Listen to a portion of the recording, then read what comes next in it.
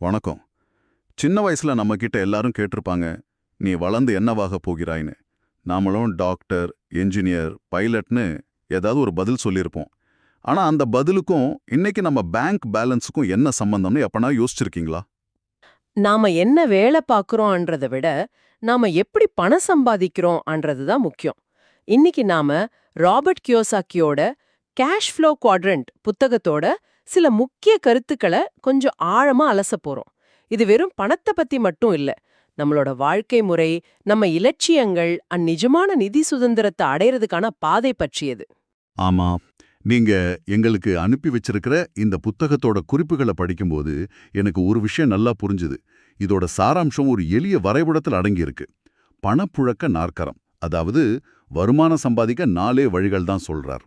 இந்த 4ல நீங்க இப்போ எங்க இருக்கீங்க, பாவியில் எங்க போக விரும்புறீங்கன்னு புரிஞ்சுக்க இந்த உரையாடல் உங்களுக்கு ஒரு வழிகாட்டியா இருக்கும். அருமையா சொன்னீங்க. இது ஒரு வேலைய தேர்ந்தெடுக்கிற விஷயம் இல்ல.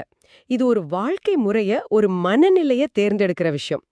ஆசிரியர் அவரோட சொந்த அனுபவத்துல, நாம பள்ளிக்கூடத்துல படிக்கிற படிப்புக்கும், நிஜ உலகத்துல ஜெயிக்கிறதுக்கும் மத்திய ஒரு பெரிய இடைவெளி இருக்குன்னு சொல்றாரு. அது என்ன இடைவெளி? நம்ம கல்வி முறை பெரும்பாலும் நம்மள இ, அதாவது எம்ப்ளாயி, ஒரு ஊழியரா தயார்படுத்துது. இல்லனா எஸ், அதாவது செல்ஃப் எம்ப்ளாய்டு, சுயதொழில் செய்ய தயார்படுத்துது. ஆனா உண்மையான நிதி சுதந்திரம் நாற்கரத்தோட வலது பக்கத்துல இருக்கிற பி, அதாவது பிசினஸ் ஓனர், மற்றும் ஐ, அதாவது இன்வெஸ்டர், இந்த 2 பிரிவுகள்ல தான் அதிகமா கிடைக்குது. இந்த 4க்கும் என்ன அடிப்படை வித்தியாசம், ஒரு கட்டத்துல இருந்து இன்னொரு கட்டத்துக்கு மாறுறது ஏன் ஒரு ஆழமான மனநிலை மாற்றம்னு விரிவா பார்க்கலாம். சரி, கேட்கவே ரொம்ப ஆர்வமா இருக்கு. முதல்ல அந்த 4 பிரிவுகள் என்னன்னு கொஞ்சம் விளக்கமா சொல்லுங்களேன். ESBI னா என்ன? கண்டிப்பா. முதல்ல இ, எம்ப்ளாயி, அதாவது ஊழியர். நீங்க உங்க நேரத்தையும் அறிவையும் ஒரு நிறுவனத்துக்கு கொடுத்து அதுக்கு பதிலா சம்பளம் வாங்குறீங்க. இவங்களோட தாரக மந்திரம் பாதுகாப்பு. ஒரு பாதுகாப்பான ஸ்திரமான வேலை, நல்ல சம்பளம், பென்ஷன், ஹத்தவதுகள், இததான் அவங்க தேடுறது. சொல்லப்போனா பயம் அவங்களோட முடிவுகளை வழிநடத்தும். வேலையை விட்டுட்டா என்ன பண்றதுங்கிற பயம். இது நம்மளும் చాలా మందికి பொருதும். நம்ம அப்பா அம்மா நமக்கு சொல்லிக் கொடுத்ததும் இதுதானே. சரி, அடுத்தது எஸ் பிரிவு. அடுத்தது எஃப், செல்ஃப் எம்ப்ளாய்டு, சுயதொழில் அல்லது சிறு தொழில் செய்றவங்க. இவங்க யாருக்காகவும் வேலை பார்க்க மாட்டாங்க, அவங்களுக்காகவே வேலை பார்ப்பாங்க. ஒரு டாக்டர், ஒரு வக்கீல், ஒரு சின்ன கடை வச்சிருக்கிறவர், இல்ல ஒரு ஃப்ரீலான்ஸ் டிசைனர். இவங்களோட மனநிலை, இந்த வேலைய என்னை விட சிறப்பா யாரும் செய்ய முடியாது, நானே செஞ்சாதான் சரியா வரும் அன்றதுதான். சுதந்திரமும் அவங்க வேலையில சிறந்தவரா அங்கீகரிக்கப்படுறதும் இவங்களுக்கு ரொம்ப முக்கியம். ஒரு நிமிஷம். நீங்க சுதந்திரம் இவங்களுக்கு முக்கியம்னு சொன்னீங்க. ஆனா ஒரு டாக்டர் தன் கிளினிக்கை விட்டு ஒரு மாசம் லீவ்ல போனா அவங்களுக்கு வருமானம் வராது. அப்போ இது உண்மையான சுதந்திரமா, இல்ல ஒரு விதத்துல அவங்க வேலைக்கு அவங்களே அடிமையா இருக்கிற மாதிரியா? மிக சரியான கேள்வி. இதுதான் எஸ் குவாட்ரண்ட்ல இருக்கிற மிகப்பெரிய முரண்பாடு. அவங்க ஒரு வேலையை விட்டுட்டு வந்தாலும் இங்க அவங்களே ஒரு வேலாகிடுறாங்க.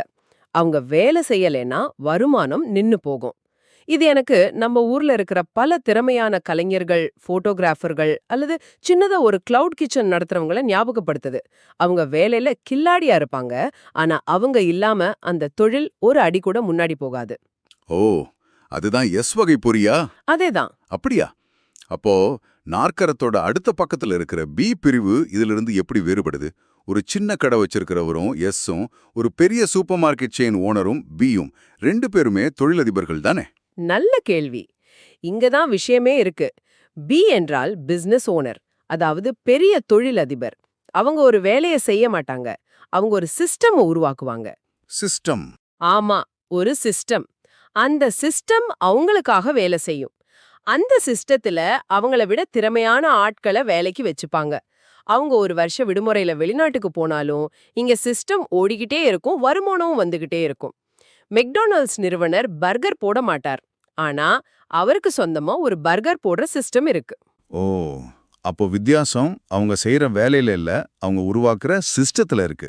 ரொம்ப தெளிவா புரியுது. சரி, கடைசி பிரிவு ஐ அண்டே ஏன்டி? ஐ அண்டே இன்வெஸ்டர், முதலீட்டாளர். இதுதான் நிதி சுதந்திரத்தோட உச்சம். இங்க நீங்க வேலை செய்ய மாட்டீங்க, உங்க சிஸ்டமும் வேலை செய்யாது. உங்க பணம் உங்களுக்காக வேலை செய்யும். பணம் பணத்தை உருவாக்குமா? ஆமா, பங்குகள், ரியல் எஸ்டேட், பாண்டுகள்ல முதலீடு செஞ்சு அதுலேருந்து வர்ற வருமானத்துல வாழ்றவங்க. எனது முதலீட்டின் மீதான வருவாய் விகிதம் என்ன? இதுதான் அவங்களோட ஒரே சிந்தனை. ஆஹா. இடது பக்கம், அதாவது E&S பிரிவில் இருக்கிறவங்க தங்களோட நேரத்தை கொடுத்து பணம் சம்பாதிக்கிறாங்க. ஆனா வலது பக்கம், அதாவது B&I பிரிவில் இருக்கிறவங்க மற்றவர்களின் நேரத்தையும் மற்றவர்களின் பணத்தையும் பயன்படுத்தி ஒரு சிஸ்டத்தை உருவாக்குறாங்க. இது ஒரு வேலையை மாத்துற மாதிரி இல்ல, நம்ம சிந்தனை முறையே தலைகீழா மாத்துற விஷயம் மாதிரி தெரியுதே. நிச்சயமா. ஆசிரியர் சொல்றார், இது ஒரு கம்பளி பூச்சி பட்டாம்பூச்சியா மாறுற மாதிரி. உங்க ஆலோசனைகள், உங்க நண்பர்கள், நீங்க உலகத்தை பார்க்கற விதமே மாறிடும். இதுக்கு அம்பன் தைரியம் வேணும். இந்த மாற்றத்தை விளக்க ஆசிரியர் அவரோட சொந்த கதையே ஒரு சிறந்த உதாரணமா சொல்றார். ஆமா, நான் அதை படிச்சேன். 1985ல அவரும் அவங்க மனைவியும் வீடு கூட இல்லாம ஒரு பழைய டொயோட்டா கார்ல வாழ்ந்திருக்காங்க. யோசிச்சு பாருங்க, சொந்தக்காரங்க, நண்பர்கள் எல்லாரும் ஒரு நல்ல வேலைக்கு போன்னு சொல்லும்போது வீடு கூட இல்லாம ஒரு பழைய கார்ல தங்கிட்டு, இல்ல நான் நிதி சுதந்திரம் தான் அடைவேன்னு சொல்றதுக்கு எவ்வளவு மன தைரியம் வேணும்? நம்மள எத்தனை பேர் அந்த நிலைமையில அப்படி ஒரு முடிவு எடுத்திருப்போம்? ரொம்ப சரி. அந்த நிலைமையில ஒரு பாதுகாப்பான வேலைங்கிற யோசனை எவ்ளோ ஈர்ப்பா இருந்திருக்கும். ஆனா அவங்க தேடியது வேலை பாதுகாப்பு அல்ல, நிதி சுதந்திரத்தை. ஆசிரியர் ஒரு முக்கியமான விஷயத்த சொல்றார். பணம் சம்பாதிக்க பணம் தேவையில்ல. வெறும் 4 வருஷத்துல அவங்க கோடீஸ்வரர்கள் ஆனாங்க. 4 வருஷத்துலயா? ஆமா, இது அவங்க படிச்ச படிப்பால வந்த வெற்றி இல்ல. Thomas Edison, Henry Ford, Steve jobs மாதிரி அவங்களும் ஒரு வெற்றிகரமான சிஸ்டமை உருவாக்க விரும்பினாங்க. இதுதான் அவரோட பணக்கார அப்பா ஏழப்பா தத்துவத்தோட அடிப்படைன்னு நினைக்கிறேன். அவரோட சொந்த அப்பா நல்லா படிச்ச ஒரு அரசு அதிகாரி, பிரிவை சேர்ந்தவர். அவர் எப்பொழுதும் வேலை பாதுகாப்பு, சம்பள உயர்வு பத்தி தான் பேசியிருக்காரு. ஆனா அவரோட நண்பரோட அப்பா ஒரு தொழில் அதிபர், பி மற்றும் ஐ பிரிவுகளை சேர்ந்தவர். அவர் நிதி சுதந்திரம் பத்தி கத்துக் கொடுத்திருக்கார். ஆமா, இந்த 2 மனநிலைக்கும் உள்ள வித்தியாசத்தை பாருங்க. படிச்ச அப்பா வேலையில பதவி உயர உயர அவருக்கு தன் குடும்பத்தோட செலவிட நேரம் இல்லாம போச்சு. அவர் இன்னும் பிஸியானார். ஆனா பணக்கார அப்பாவோ தொழில்ல ஜெயிக்க ஜெயிக்க அவருக்கு நேரமும் பணமும் அதிகமாச்சு. எப்படி? ஏன்னா ஒருத்தர் சிஸ்டத்துக்காக வேலை செஞ்சார், இன்னொருத்தர் ஒரு சிஸ்டத்தை உருவாக்குனார். இதுதான் இடது பக்கத்துக்கும் வலது பக்கத்துக்கும் உள்ள அடிப்படை வேறுபாடு. அப்போ அந்த சிஸ்டத்தை உருவாக்குறது தான் வலது பக்கத்துக்கு போறதுக்கான திறவுகோல். ஆனா எல்லாருக்கும் ஸ்டீவ் ஜாப்ஸ் மாதிரி புதுசா ஒரு சிஸ்டத்தை உருவாக்க தெரியாதே. சாதாரண மக்கள் இதுக்கு என்னதான் பண்றது? இதுக்கு எதிர்த்து வழிகள் இருக்கா? கண்டிப்பா இருக்கு. அது புரிஞ்சுக்க ஆசிரியர் ஒரு சுவாரஸ்யமான கேள்வியை கேட்கிறார். எஸ் பிரிவுக்கும் பி பிரிவுக்கும் உள்ள வித்தியாசத்தை இது தெளிவா காட்டும். உங்ககிட்ட ஒரு கேள்வி. உங்களால மெக்டொனால்ட்ஸை விட சுவையான பர்கரை தயாரிக்க முடியுமா? ஓ, நிச்சயமா முடியும். நம்ம ஊர்ல இருக்கிற சின்ன கடையில கூட அதை விட சூப்பரான பர்கர் கிடைக்கும். இதுல இருந்து பெரிய விஷயம். சரிதான். ஆனா அடுத்த கேள்விதான் முக்கியம். உங்களால மெக்டொனால்ட்ஸை விட ஒரு சிறந்த திறமையான வணிக அமைப்பை, அதாவது ஒரு பிசினஸ் சிஸ்டமை உருவாக்க முடியுமா? ஆ, இப்ப புரியுது. பர்கர் செய்யறது சுலபம்.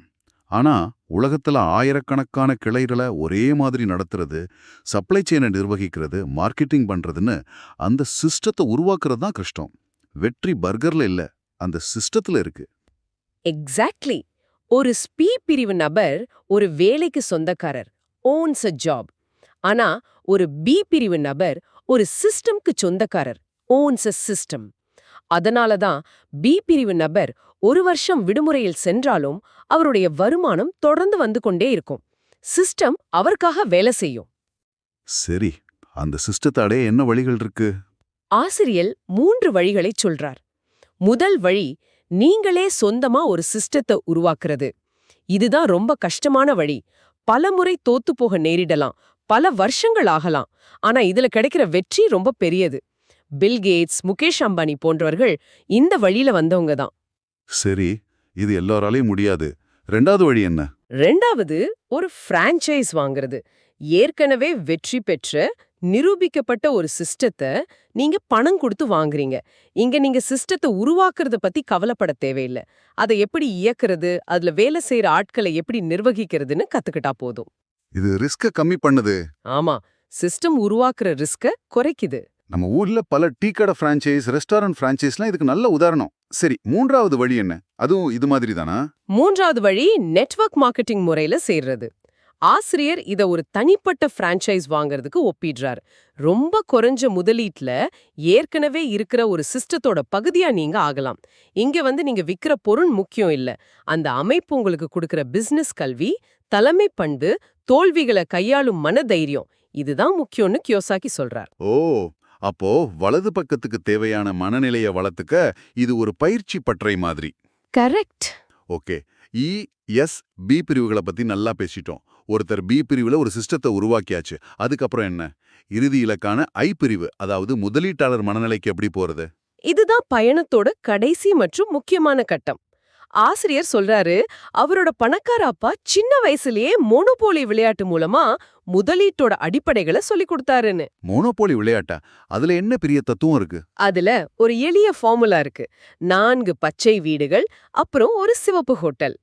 4 பச்சை வீடுகள், ஒரு சிவப்பு ஹோட்டல். ஆமாம். இது உங்களுக்கு என்ன சொல்லுது? அதாவது சின்னதா 4 சொத்துக்களை வாங்கி அதிலிருந்து வர்ற வருமானத்தை வச்சு ஒரு பெரிய சொத்தை வாங்கணும், கரெக்டா? அதேதான்.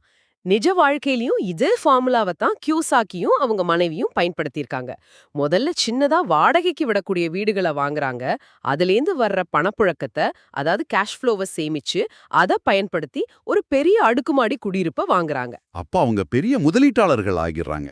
ஆமா, இப்போ அந்த சொத்துக்கள் அவங்க தூங்கும் போதும் அவங்களுக்காக பணம் சம்பாதிச்சு கொடுக்குது. ஆனா முதலீடுனா ரிஸ்க்னு எல்லாரும் சொல்றாங்களே. கியோசாகி சொல்றாரு, முதலீடு செய்வது ஆபத்தானதல்ல, நிதி அறிவு இல்லாம இருப்பதுதான் ஆபத்தானது. பணம் கண்களால் பார்க்கப்படுவதில்லை, மனதால் பார்க்கப்படுகிறதுன்னு சொல்றாரு. இது கேட்க தத்துவம் மாதிரி இருக்கலாம், ஆனா அதோட அர்த்தம் என்னன்னா? ஒரு நிமிஷம், பணம் மனதால் பார்க்கப்படுகிறதுனா என்ன அர்த்தம்? கொஞ்சம் புரியுற மாதிரி சொல்லுங்களேன். அதாவது, நீங்க ஒரு நிதிநிலை அறிக்கைய, ஒரு ஃபினான்ஷியல் ஸ்டேட்மெண்ட்ட பார்த்தா உங்களுக்கு வெறும் எண்கள் தெரியக்கூடாது. அந்த எண்களுக்கு பின்னாடி இருக்கிற கதை தெரியணும். பணப்புழக்கம் எங்கிருந்து வருது, எங்கே போகுதுன்னு புரியணும். எது சொத்து, எது பொறுப்புன்னு தெரியணுமா? ஆமாம், எது அசெட், எது லயபிலிட்டின்னு தெளிவா தெரியணும். இந்த அறிவு இருந்தா எது நல்ல முதலீடு, எது மோசமான முதலீடுன்னு உங்களால மனக்கண்ல பார்க்க முடியும். அதுதான் அதோட அர்த்தம். ரொம்ப ஆழமான கருத்து. அப்போ இந்த நிதி ஆட்டத்தோட இறுதி கட்டம் என்ன? இறுதியில இந்த ஆட்டம் முழுக்க யாருக்கு யார் கடன்பட்டு இருக்கிறார் என்பதை பற்றியதுதான். உதாரணமா, நீங்க பேங்க்ல பணத்தை சேமிச்சா ஒரு வகையில நீங்க வங்கிக்கு ரொம்ப குறைந்த வட்டிக்கு கடன் கொடுக்கறீங்க. ஆமா, ஆனா வங்கி அதே பணத்தை எனக்கு வீட்டு கடனா கொடுக்கும்போது அதிக வட்டி வாங்குது. சரியா சொன்னீங்க. அப்போ வங்கி லாபம் பாக்குது. இங்க நீங்க வங்கியாளரா இல்லாம வங்கியா மாறணும். வங்கியா மாறணுமா? அதாவது, மத்தவங்க உங்களுக்கு கடன் பட்டிருக்கிற மாதிரி சொத்துக்களை உருவாக்கணும். உங்க வீட்டு கடன் வங்கியோட பேலன்ஸ் ஷீட்ல ஒரு சொத்து. அதே மாதிரி உங்க பேலன்ஸ் ஷீட்ல சொத்துக்களை உருவாக்குறது தான் முதலீட்டாளரோட இலக்கு. ஆக, ஒரு பாதுகாப்பான வேலையை தேடுற மனநிலையிலிருந்து நிதி சுதந்திரத்துக்காக ஒரு சிஸ்டமை உருவாக்கி கடைசியில நம்ம பணத்தையே நமக்காக வேலை செய்ய வைக்கிறது வரை ஒரு நீண்ட பயணத்தை இந்த புத்தகம் காட்டுது. இது ஒரே ராத்திரியில நடக்கிற மாற்றம் இல்ல. இது நம்ம மனநிலை, பழக்க வழக்கங்கள், ஆனா நாம கத்துக்கிற விஷயங்கள்ல ஏற்பட வேண்டிய ஒரு பெரிய மாற்றம். நிச்சயமா. இதத்தான் நாம ஆரம்பத்துல சொன்னோம். இது வேலைய மாத்துறதில்ல, உங்களையே மாத்திக்கிறது. உங்க பயங்களை எதிர்கொள்வது, தோல்விகளிலிருந்து கத்துக்கிறது, தொடர்ந்து உங்களை நீங்களே மேம்படுத்திக்கிறது. இது ஒரு தொடர் பயணம். நிறைவா ஆசிரியர் தன் பணக்கார அப்பா சொன்ன ஒரு முக்கியமான கருத்தோட இந்த புத்தகத்தை முடிக்கிறார். ஒரு பணக்காரருக்கும் ஏழைக்கும் உள்ள ஒரே வித்தியாசம் அவர்கள் தங்கள் ஓய்வு நேரத்துல என்ன செய்கிறார்கள் என்பதுதான். இதுதான் இந்த முழு உரையாடலோட சாராம்சம். நீங்க உங்க நிதி வாழ்க்கையோட அடுத்த கட்டத்துக்கு போகணும்னு ஆசைப்பட்டா, ஒருவேளை உங்க முதல் படி உங்க ஓய்வு நேரத்தை நீங்க எப்படி செலவிடுறீங்கன்னு கவனிக்கிறதா இருக்கலாம். அடுத்த முறை உங்களுக்கு ஒரு மணி நேரம் கிடைக்கும்போது அதை சோஷியல் மீடியால செலவிட போறீங்களா, இல்ல ஒரு கம்பெனியோட நிதிநிலை அறிக்கையை படிக்க போறீங்களா, ஒரு புதிய முதலீட்டு வாய்ப்பை ஆராய போறீங்களா? அந்த ஒரு மணி நேரத்துல நீங்க எடுக்கிற முடிவு தான் நீங்க நாற்கரத்தோட எந்த பக்கத்துல இருக்க போறீங்கன்னு தீர்மானிக்கலாம். இந்த கேள்வியோட உங்களை விட்டு செல்கிறோம். சிந்தித்து பாருங்க.